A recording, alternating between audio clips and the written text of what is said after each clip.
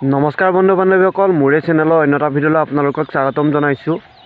বন্ধু বান্ধৱীসকল, নিশ্চয় এয়া ফিল্ডলৈ আহিলোঁ। এইকেইদিন বতৰ বৰষুণ দি থকাৰ কাৰণে এদিন আহিবলগীয়া হয়, এদিন আহিব নলগীয়া হয়, তেনেকুৱা হৈ আছে বৰ্তমান পৰিস্থিতিটো। নিশ্চয় গম পাইছোঁ বৰষুণ হৈছে। যেতিয়া মানে ফিল্ডলৈ আহিব লওঁ তেতিয়াই বৰষুণজাক আহি যায়, সেইকাৰণে আহিব নোৱাৰোঁ। বাকী যি কি নহওক, ফিল্ডলৈ আহিলোঁ। আৰু মই আপোনালোকক আজি এই ভিডিঅ'টোৰ দ্বাৰা আপোনালোকক জনাম যে আছাম ফৰেষ্টৰ বিষয়ে সম্পূৰ্ণ ডিটেইলছ জনাম। যিটো আমাৰ 26 কিলোমিটাৰ যিটো খোজকঢ়া বা 4 ঘণ্টাত মাৰিব লাগে, সেই প্ৰচেছটো কেনেকুৱা হয় মই সম্পূৰ্ণ আপোনালোকক জনাম। মই যোৱাবাৰ যেতিয়া ফৰেষ্টৰ পদ মুকলি হৈছিলে ফৰেষ্ট গাৰ্ডৰ, তেতিয়া মই দিছিলোঁগৈ। ক'ত হয় আমাৰ এই 26 কিলোমিটাৰ ৰানিংটো মই আপোনালোকক সম্পূৰ্ণ জনাম। ভিডিঅ'টো অকণ স্কিপ নকৰিব, শেষলৈকে চাই যাব। হয় বন্ধু বান্ধৱীসকল, যেতিয়া আমাৰ ফিজিকেল টেষ্টটো অনুষ্ঠিত হ'ব, ফিজিকেল টেষ্টটো অনুষ্ঠিত হোৱাৰ পিছতে আমাৰ নিশ্চয় গম পাইছে এটা কাট অফ মাৰিব। সেই কাট অফটো কি কাৰণে মাৰিব? আমাৰ ৰিটেন দিবৰ কাৰণে। নিশ্চয় গম পাইছে, যিসকলৰ নাম্বাৰ ভাল কাট অফৰ ভিতৰত পৰিব তেওঁলোকে ৰিটেনটো দিব পাব, নিশ্চয় গম পাইছে। বাকী ৰিটেনটো দিয়াৰ পিছতে ৰিজাল্ট দিয়া আগমুহূৰ্তত, মানে ৰিজাল্ট নিদিয়াৰ মানে দিওঁ অৱস্থাতে আমাৰ 26 কিলোমিটাৰ যিটো খোজকঢ়া বা 4 ঘণ্টাত মাৰিব লাগে ফৰেষ্ট গাৰ্ডৰ, নিশ্চয় গম পাইছে।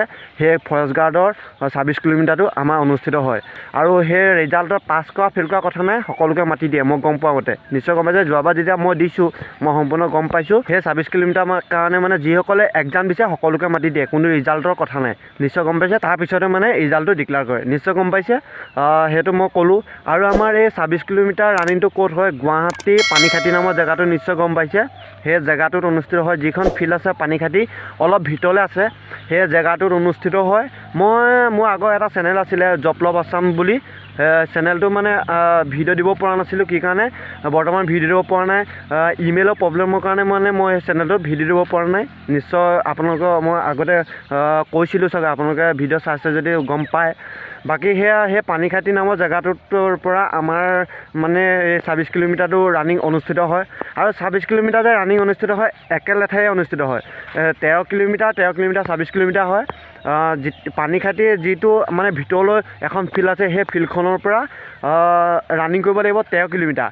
তাত 13 কিলোমিটাৰ কুপনটো ল'ব লাগিব। কুপনটো লৈ আহি পিনি আকৌ য'ৰ পৰা আমি ৰানিং কৰিছিলোঁ তাত কুপনটো দিব লাগিব। নিশ্চয় অহা যোৱা 26 কিলোমিটাৰ হৈ গ'ল, নিশ্চয় গম পাইছে। সেইটো কথা আছিল। মই আগতে ভিডিঅ'টো সম্পূৰ্ণভাৱে দিছিলোঁ, আপোনালোকে চোৱা নাই যদি চাই ল'ব। যদি মোৰ সম্ভৱ হয় মই এই ভিডিঅ'টো লগাই দিম, আপোনালোকে চাই ল'ব। যদি সম্ভৱ নহয় মই ভিডিঅ'টো লগাই নিদিওঁ, আপোনালোকে নিশ্চয় চাই ল'ব। মই এই ডেছক্ৰিপশ্যনতে আগৰ যিটো ভিডিঅ' দিছিলোঁ তাত দি দিম, সম্পূৰ্ণ আপোনালোকৰ ৰানিং প্ৰচেছটো চাই ল'ব পাৰিব। কিন্তু 26 কিলোমিটাৰটো অকল ফৰেষ্ট গাৰ্ডৰ কাৰণেহে থাকে, নিশ্চয় গম পাইছে।